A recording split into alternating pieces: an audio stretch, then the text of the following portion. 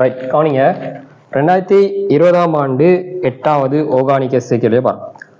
அதுல ஏ பார்ட்ல முதலாவது கேள்வி, ஒரே சேதன தொடக்கும் சேர்வையாக CH3 CH2 CH2OH மாத்திரம் பயன்படுத்தி சேர்வை ஜியின் தொகுப்புக்கான சேர்வை ஜி வந்து இதுதான் எங்களோட சேர்வை ஜி. சரியா? சேர்வை ஜியின் தொகுப்புக்கான ஒரு தாக்க ஒழுங்குமுறை கீழே தரப்பட்டுள்ளது. ABCDEF ஆகிய சேர்வைகளின் கட்டமைப்புகளை வரைவதன் மூலமும் படி 1 தொடக்கம் 7க்கு பொருத்தமான சோதனை பொருள் பட்டியல்களை தரப்பட்டுள்ளவற்றிலிருந்து மாத்திரம் தேர்ந்தெடுத்து எழுதுவதன் மூலமும் இத்தாக்க ஒழுங்குமுறையை பூரணப்படுத்துக. இந்த தாக்க ஒழுங்குமுறையில இதை நாங்க பூரணப்படுத்தணும். இதுக்கு நாங்க இந்த சோதனை பொருள்களை யூஸ் பண்ணக்கூடியதா. சரியா? ரைட். இது எப்படி செய்யறதுன்னு நாங்க ஐடியா எடுத்துட்டு வரோம். ரைட். இது ஒரு முதல் அல்கஹால் 3 காபனையுடைய ஒரு முதல் அல்கஹால் 3 காபனையுடைய ஒரு முதல் அல்கஹால். இந்த 3 காபனையுடைய முதல் அல்கஹால்ல இருந்து சீண்ட ஒரு விளைபொருளை தொகுக்குறாங்க. இந்த சீண்ட விளைபொருளை இங்க யூஸ் பண்ணி அப்படி நாங்க எட் பண்ணிட்டு போறோம். சரியா? இப்ப நாங்க தந்திக்கிற சோதனை பொருளையும் லைட்டா பார்த்துட்டு அது என்னத்துக்கு யூஸ் பண்றேன்னு பார்த்துட்டு போறோம். இங்க HBr தந்திக்கிறாங்க. இது டபுள் பாண்டோட ஒரு சேர்வையில ஹைட்ரஜன் ஒன்னும் புரோமினை இணைக்கிறதுக்கு பயன்படும். இது PBr3 வந்து OH தொகுதி உள்ள இடத்துல புரோமின் ஏற்றத்துக்கு பயன்படும். இது PCC, இது வந்து மென் ஒட்சியேற்றம் செய்ய பயன்படும். இது மெக்னீசியம் உலர் ஈதர், இது வந்து ஒரு அட்கைல் புரோமைட் அல்லது அட்கைல் ஏலைட்டுக்கு மெக்னீசியம் உலர் ஈதர் போட்டா ஒரு கிரீனாட் உருவாக்கி அது அல்டிஹைட் அல்லது கீட்டோனோட தாக்கமடைய செய்து நாங்க அப்படி தாக்கங்களை கொண்டு போகலாம்.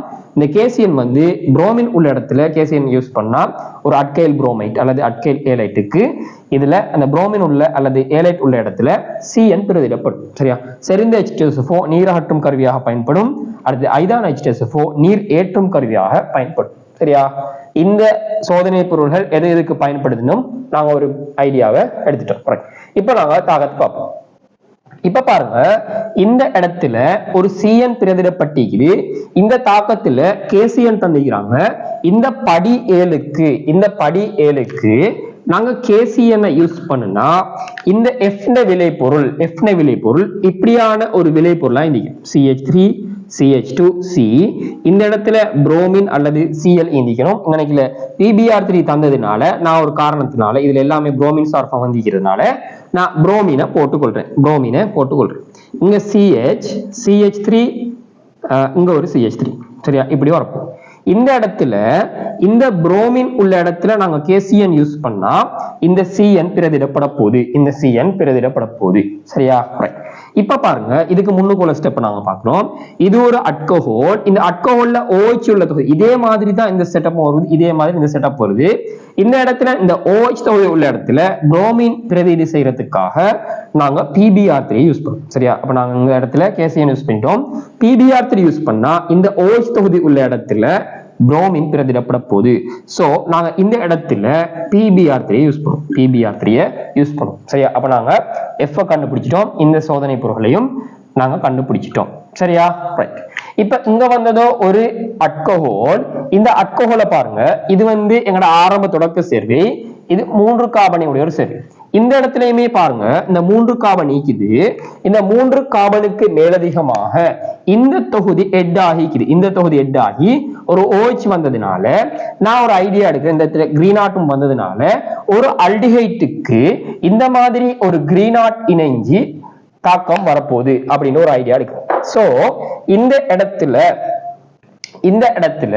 ஒரு அல்டிஹைட்டை உருவாக்குறதுக்காக நான் இந்த படி 4க்கு டைரக்டா PCCயை யூஸ் பண்ணா எங்களுக்கு வரப்போற விளைவு CH3 CH2 C double bond OH ன்னு சொல்ற ஒரு அல்டிஹைட் வந்து இந்த அல்டிஹைட்டுக்கு இந்த சீண்ட விளைபொருள் ஒரு கிரீனாட்டா இண்டிக்கணும். இந்த கிரீனாட் நாங்க இங்க யூஸ் பண்ணா ஈண்ட விளைபொருள் வருது.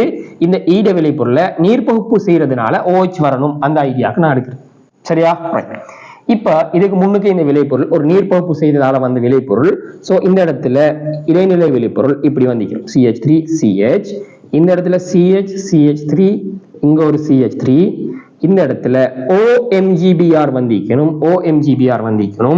இந்த இடத்துல படி 5க்கு பதிலாக ஐதான H2SO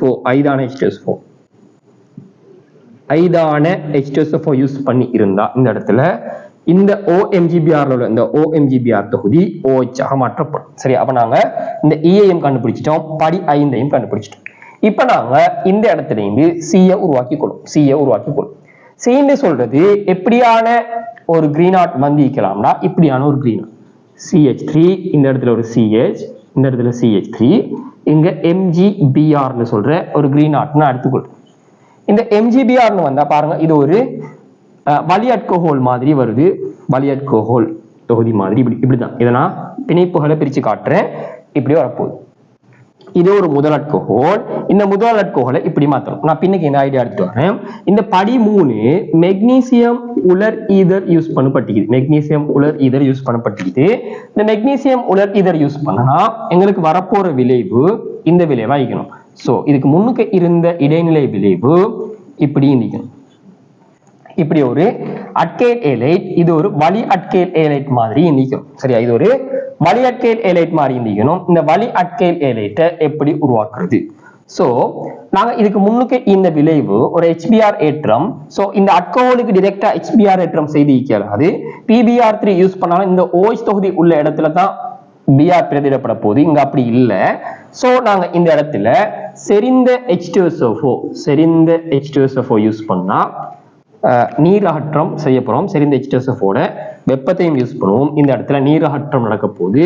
CH3 CH double bond CH2 ன்னு சொல்ற ஒரு அல்கீன் வரப்போகுது. இந்த அல்கீனுக்கு நாங்க படி 2ல HBr ஏற்றம் செய்துக்கொள்ளும். இது எல்லாமே நாங்க யூஸ் பண்ணுவோம். HBr ஏற்றம் செய்தா இந்த கார்பன்ல ஹைட்ரஜன் பிரதியிடப்பட, இந்த கார்பன்ல Br பிரதியிடப்பட போகுது. இந்த விளைவு தான். சரியா, இப்படிதான் எங்களுக்கு இந்த தாக்கத்தை செய்து கொள்ளலாம். இந்த வகையில நாங்க தாக்கத்தை பூரணப்படுத்துவோம். முதலாவது இந்த சோதனை பொருள்கள்லாம் எதுக்கு செய்யறதுன்னு ஒரு நாலேஜ் இருக்கணும். இந்த ஐடியாவை நாங்க லைட்டா எடுத்து வைப்போம். இந்த கிரீனாட், இந்த சீன விளை பொருள் தான் இந்த இடத்துல வரப்போம். இது எப்படி இருக்க போகுது? CH3 MgBr இதுதான் வரப்போம். சரியா, இந்த கிரீனாட் இதுல போட்டு இந்த அல்டிஹைட்டோட தாக்கமடை வச்சுக்கிறோம். சரியா, இப்ப நீங்க என்ன செய்ய போறீங்க? இதை கண்டுபிடிச்சிருவீங்க. இதனோட பேப்பர்ல வச்சு இதெல்லாம் கண்டுபிடிச்சிட்டீங்க. கண்டுபிடிச்ச உடனேயே ABCD Aல இருந்து F வர காட்டியும் A to F வர காட்டியும் உள்ள கட்டமைப்புகளை வரைவீங்க. அடுத்தது படி 1ல இருந்து 7 மட்டும் உள்ள சோதனை பொருள்களையும் நீங்க தனியே தொகுத்து கொடுத்தா இந்த கேள்வி முடியும். சரியா, இதாங்க 8வதுல A பார்ட்ல முதலாவது கேள்வி. ரைட், 8வதுல 2வது கேள்வி. A பார்ட்ல 2வது கேள்வி. பின்வரும் தாக்கத்தொடர்களை கருதுக. GHK, இது G, இது H, இது K. இந்த GHK ஆகிய கட்டமைப்புகளை வரையட்டாம். XYZ, இது XYZ, இதெல்லாம் சோதனை பொருள்கள். இது கட்டமைப்புகள். XYZ சொல்றது சோதனை பொருள்கள். ஆகிய சோதனை பொருள்களையும் தருக. சரியா, இங்க ஒரு பென்சால்டிஹைட் தந்திக்கிறாங்க. இந்த பென்சால்டிஹைட்ல இருந்து இங்க ஒரு அமில குளோரைட் வந்திக்குது. அதுல என்ன அப்படி தாக்கம் நடக்குது. கீழே தந்திக்கிறாங்க K ஆனது NaNO2 HCl உடன் தாக்கம் புரியும் போது பென்சைல் அல்கஹோல் தராங்க. இந்த K வந்து என்ன நடக்குதாம்? NaNO2 HCl ஓட தாக்கமடைதாம். ஐதான HCl. சரியா, ஐதான HCl ஓட தாக்கமடைதாம். தாக்கமடைந்து இப்படியான ஒரு விளைபொருள் வருதாம். சரியா, இப்படியான ஒரு விளைபொருள் வருதுன்னா நாங்க என்ன ஐடியா எடுப்போம்டா, இந்த NaNO2 HCl ஐதான HCl யூஸ் பண்ணா இந்த OH தொகுதி வந்திருக்குது. சோ இதுக்கு முன்னுக்கு இந்த விளைபொருள்ல இதுல ஒரு NH2 தொகுதி இருந்திருக்கணும். இந்த NH2 தொகுதிக்கு NaNO2 ஐதான HCl யூஸ் பண்ணும்போது அந்த NH2 தொகுதி OH தொகுதியா மாறப்போகுது. சோ இந்த கேண்ட விளைபொருள் இப்படியான ஒரு விளைபொருளா இருக்கணும்.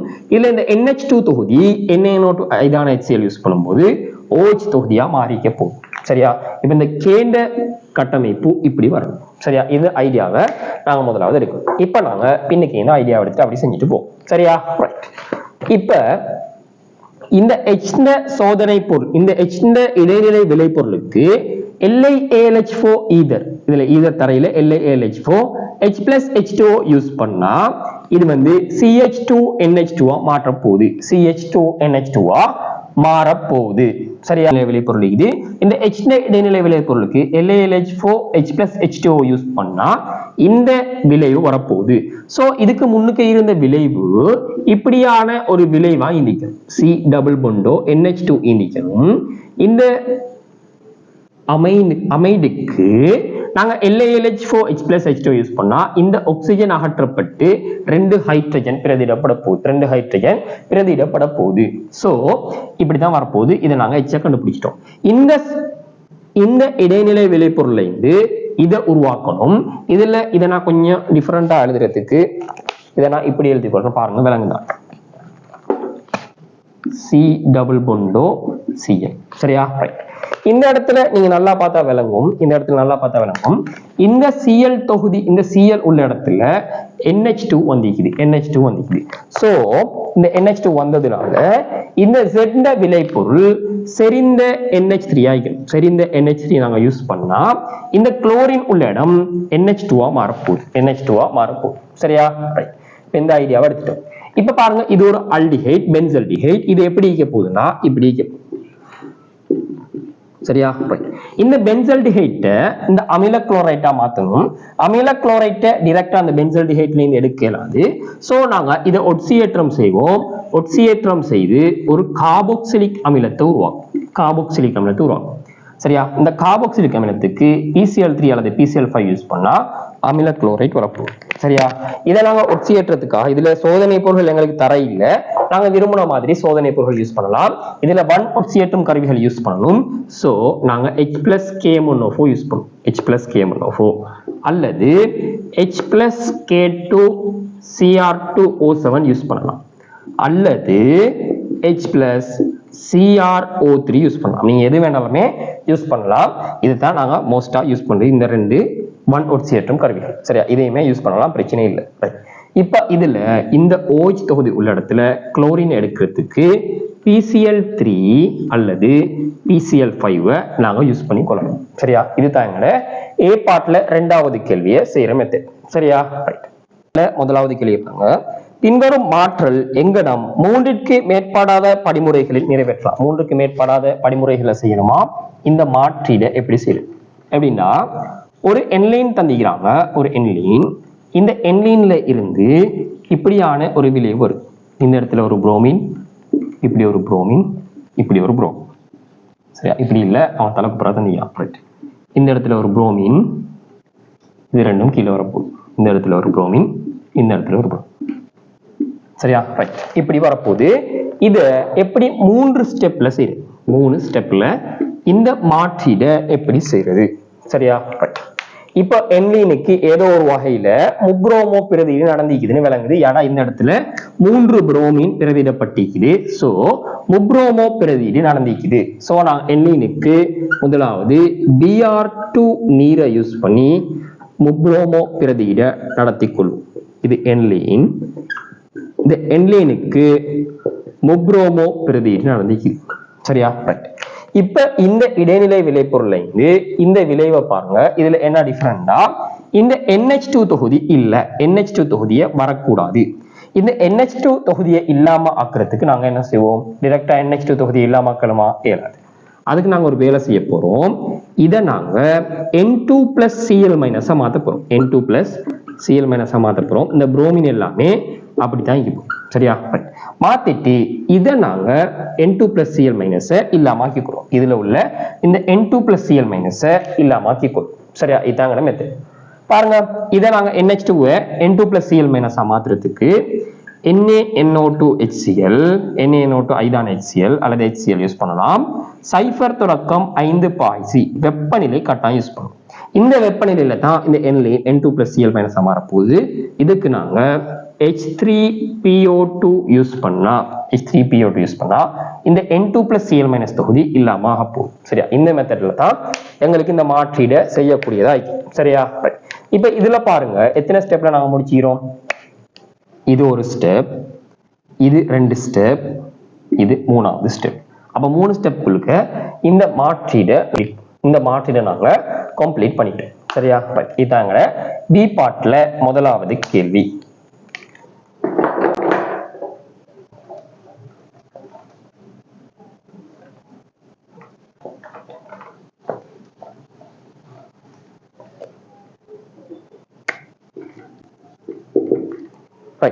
இப்ப நாங்க B பார்ட்ல 2வது கேள்வியை பார்ப்போம். பின்வரும் தாக்கத்தை கருதுகன்னு சொல்லிட்டு இப்படி ஒரு பென்சீன் தந்திக்கிறாங்க. இப்படி பென்சீன் தந்திக்கிறாங்க. இந்த பென்சீனோட பி தாக்கம் அடையுது. அதுல கியூண்ட ஒரு சோதனை பொருளையும் தந்திக்கிறாங்க. தந்து இப்படி ஒரு விளைவு வராப்புல காட்டிக்கலாம். எப்படி விளைவு வருது? CH3 இந்த இடத்துல ஒரு CH3.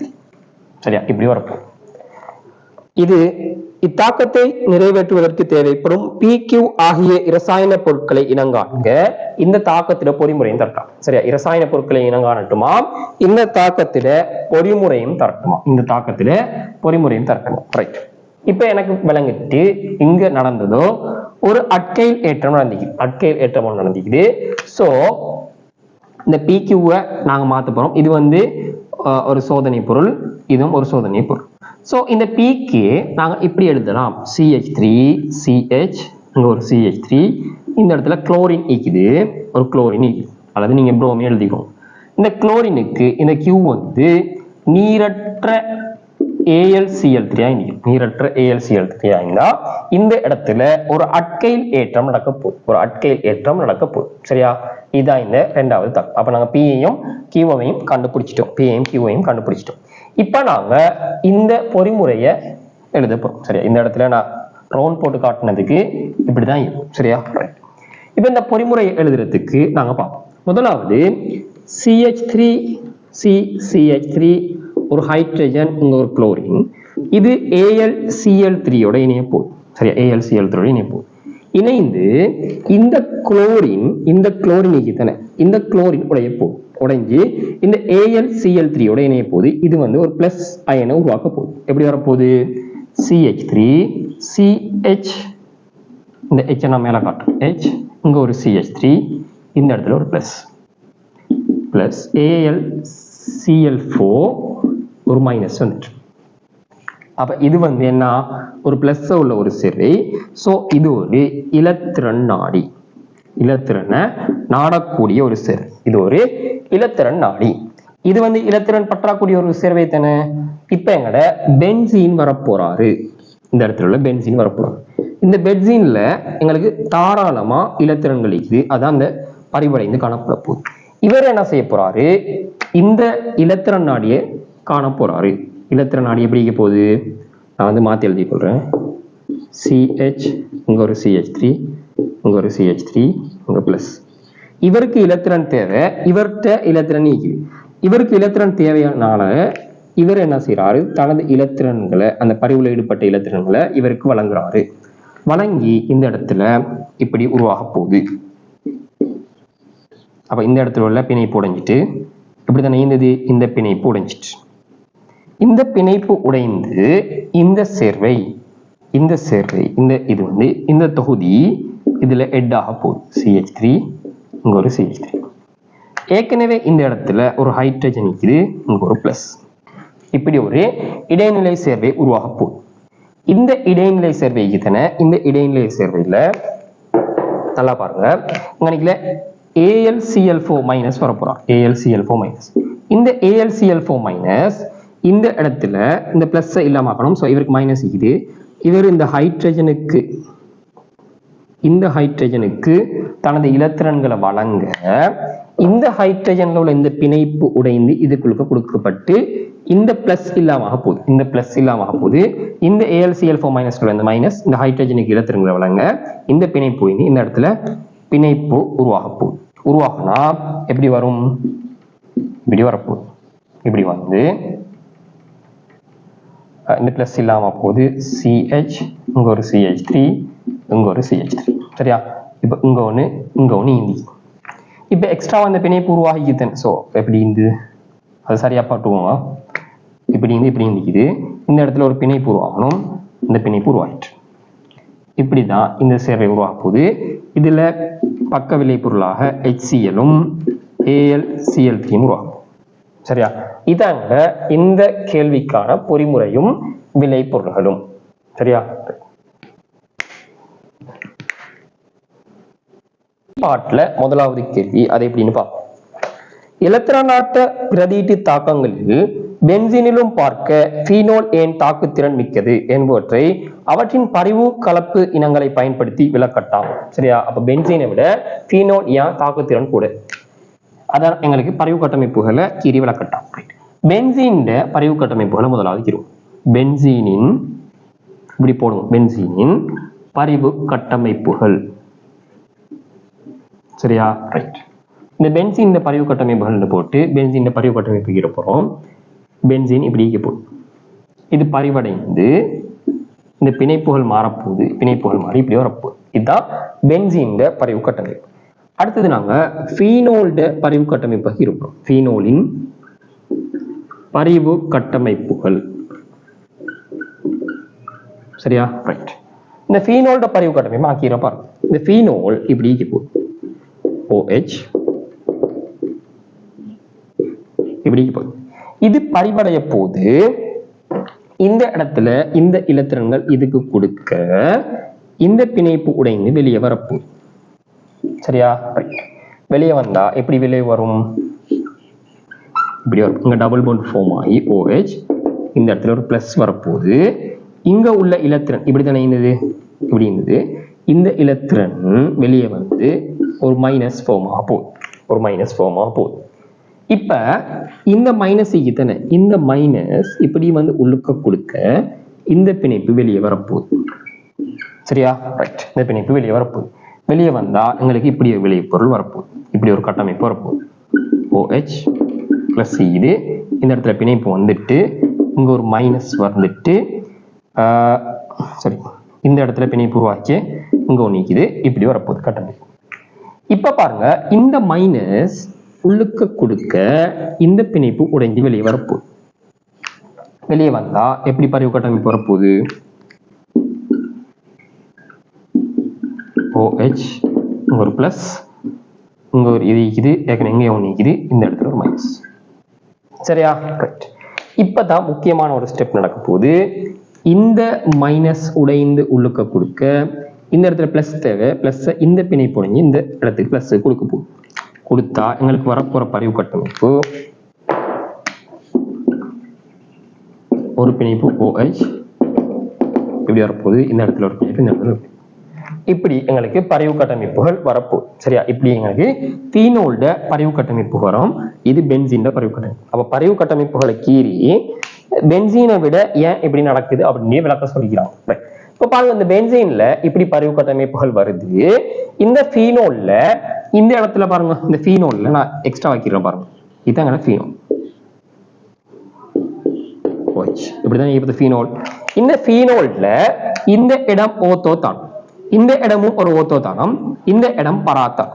இப்ப பாருங்க, இந்த ஃபீனோல்ட பரிவு கட்டமைப்புகள்ல இந்த ஓத்தோதானத்துல ஒரு மைனஸ் வந்து, இந்த இடத்துல பராத்தானத்துல மைனஸ் வந்து, இந்த இடத்துலயும் ஓத்தோதானத்துல மைனஸ் வந்து.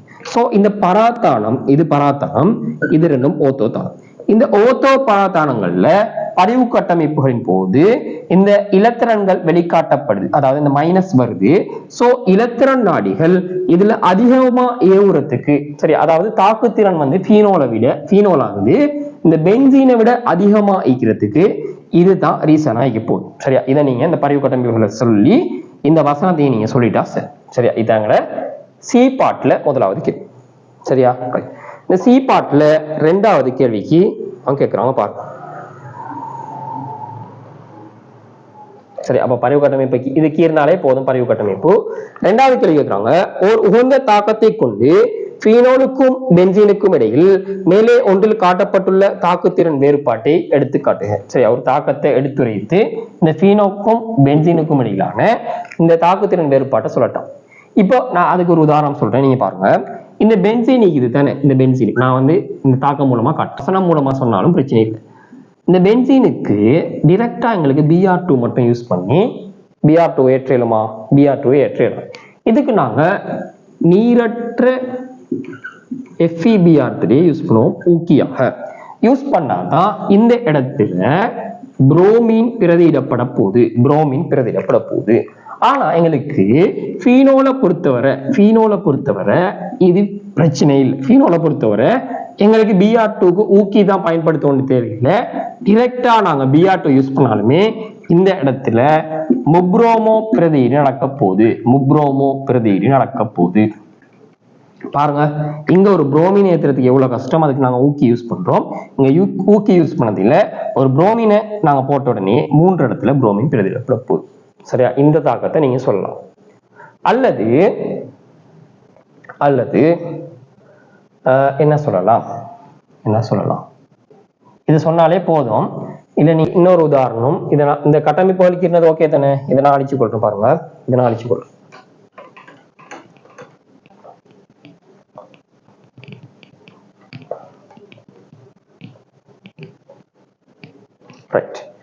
இப்ப வேற ஒரு உதாரணம் சொல்ல போனா, இந்த ஃபீனோலுக்கு ஐதான HNO3 யூஸ் பண்ணா இந்த ஃபீனோல்ல NO2 ஏற்றம் நடக்க போகுது. சரியா, NO2 இதுல அல்லது பராத்தானத்துல நடக்க போகுது. சரியா, இப்படி நடக்க போகுது. இதுல நீங்க செறிந்த HNO3 செறிந்த H2SO4 வெப்பம் யூஸ் பண்ணா இந்த ஃபீனோல்ல 3 NO2 பிரதியிடப்படும். 3 NO2 பிரதியிடப்பட போகுது. சரியா, இப்படி வரப்போகுது. இதுல இருந்து நீங்க சொல்லலாம், இதை சொல்லாட்டியும் பரவாயில்ல, இதை வச்சு சொல்லலாம், ஐதான HNO3 யூஸ் பண்ணாலே இந்த இடத்துல NO2 பிரதியிடப்பட போகுது. NO2 பிரதியிடப்பட போகுதுன்னு எங்களுக்கு சொல்லலாம். சரியா, இதை வச்சு இந்த ஃபீனோல் வந்து தாக்குத்திறன் கூடியது அப்படின்னு சொல்லலாம். சரியா, ரைட். நீர் மேலே ரெண்டில் விவரித்த தாக்கத்தின் விளைபொருள் அல்லது விளைபொருள்களின் கட்டமைப்பு வரையிட்டாம். இந்த விளைபொருள்களோட கட்டமைப்பை நீங்க கீறி விட்டா சரி. சரியா, இந்த விளைபொருள்களோட கட்டமைப்பை நீங்க கீறி விட்டா சரி. சரியா, இல்லாட்டி இதுக்கு இன்னொரு உதாரணம் சொல்லலாம். இந்த பென்சீனுக்கு இந்த ஃபீனோலுக்கு இந்த N2+Cl- ஓட தாக்கம் நிற்கும். இதை போட்டா இப்படியும் இந்த ஃபீனோல் தாக்கமடையும்.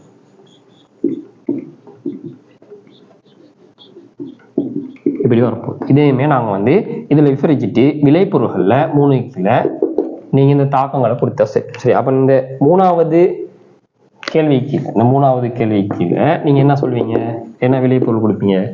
இப்படி ஃபீனோல்ல 3 புரோமின் பிரதியிடப்பட்ட விளைவை கொடுப்பீங்க. சரியா, அடுத்தது என்ன கொடுப்பீங்க? இந்த ஃபீனோல்ல NO2 ஏற்றப்பட்ட விளைவை கொடுப்பீங்க. இல்லாட்டி எப்படி கொடுக்கலாம்? இந்த ஃபீனோல் அதுல N2+Cl- விளைவை கொடுக்கலாம். இப்படி இந்த விளைபொருளை கொடுத்தா எங்க 2020 8வது எஸ்ஏ கேள்வி முடியும். சரியா?